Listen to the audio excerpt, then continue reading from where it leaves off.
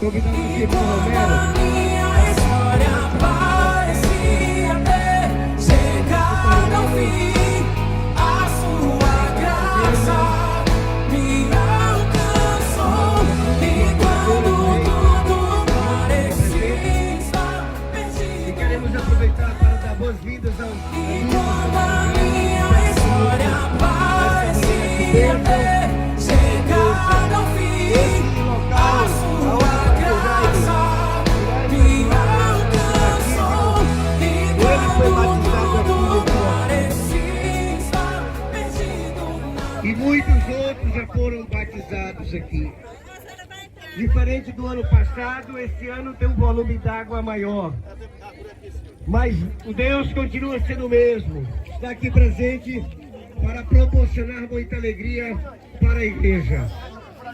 Pedir que ninguém entre na água, com exceção dos cooperadores, com o pastor Jaime e aqueles que irão descer as águas batismais, por gentileza. Irmã Valdênia? Ó, o público é aqui em cima dessa pedra, pastor Valdênia.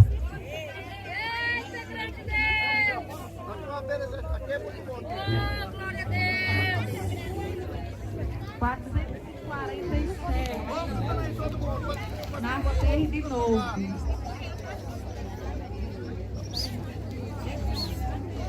Nasceste de novo. Anda já com Deus.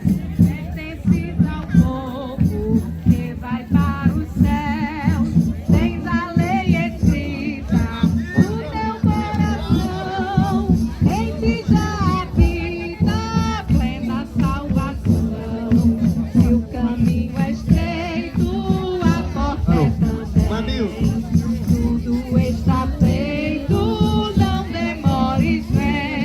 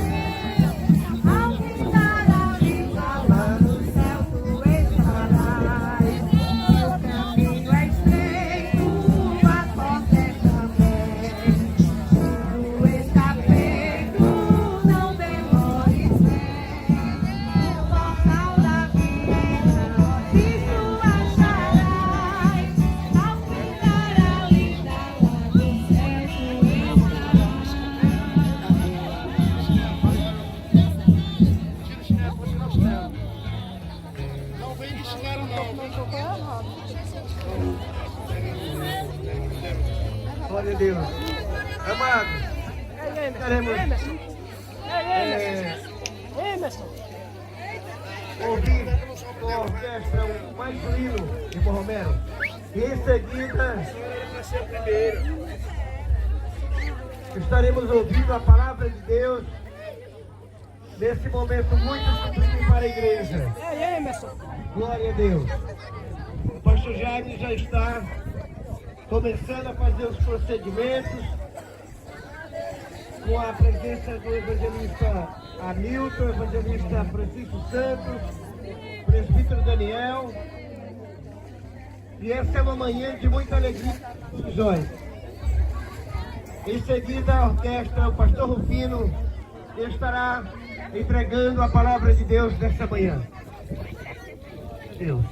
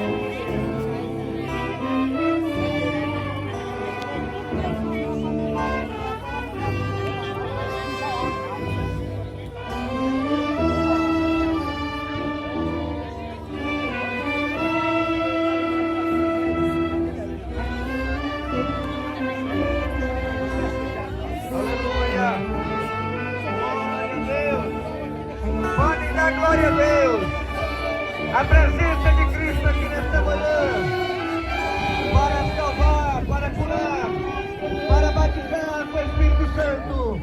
Aleluia.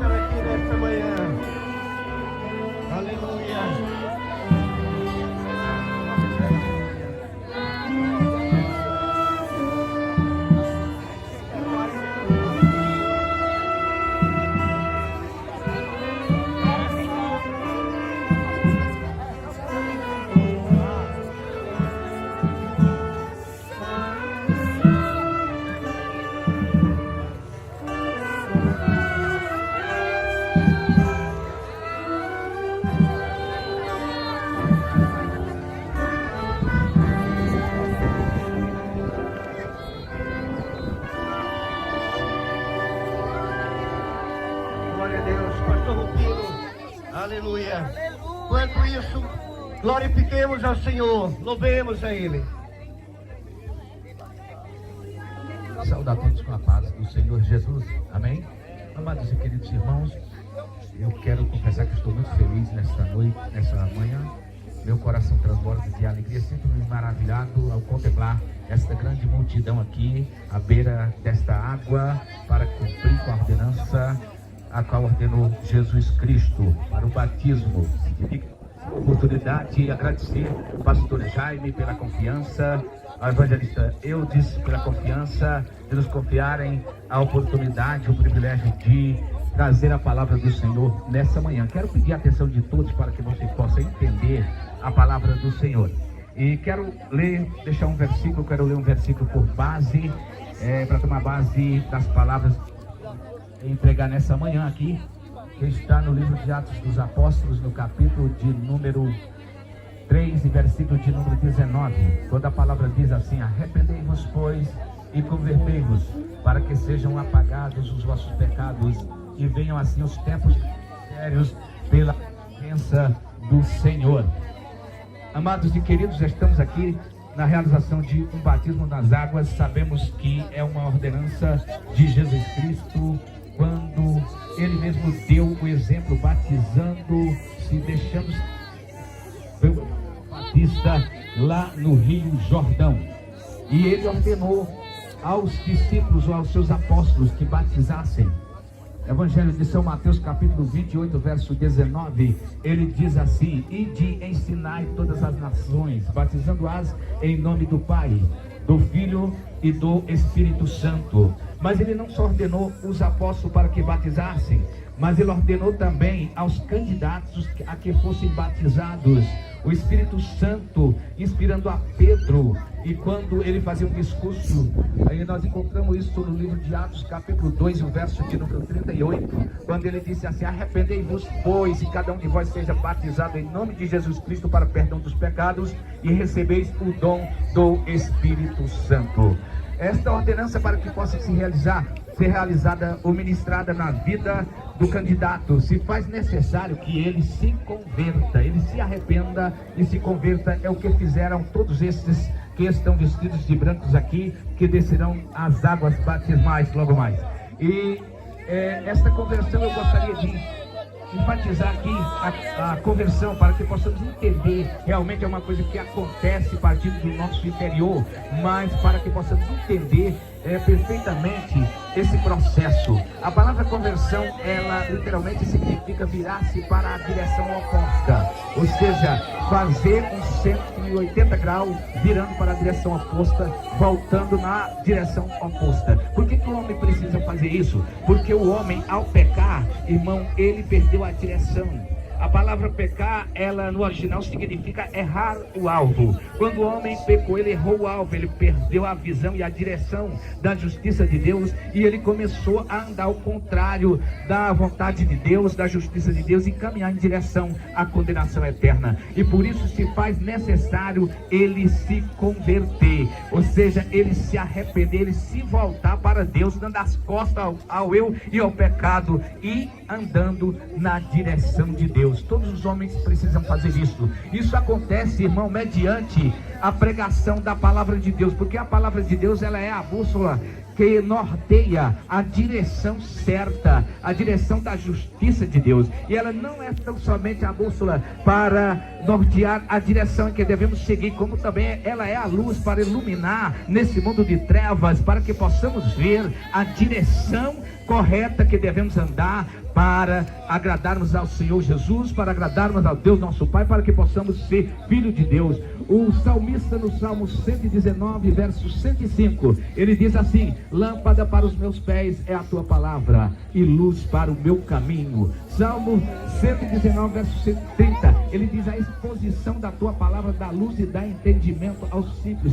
Por isso se faz necessário expor a palavra de Deus para iluminar, para que as pessoas possam abrir os olhos e se convencer de que verdadeiramente precisam voltar para Deus, precisa seguir a justiça de Deus, para que sejam bem-aventurados.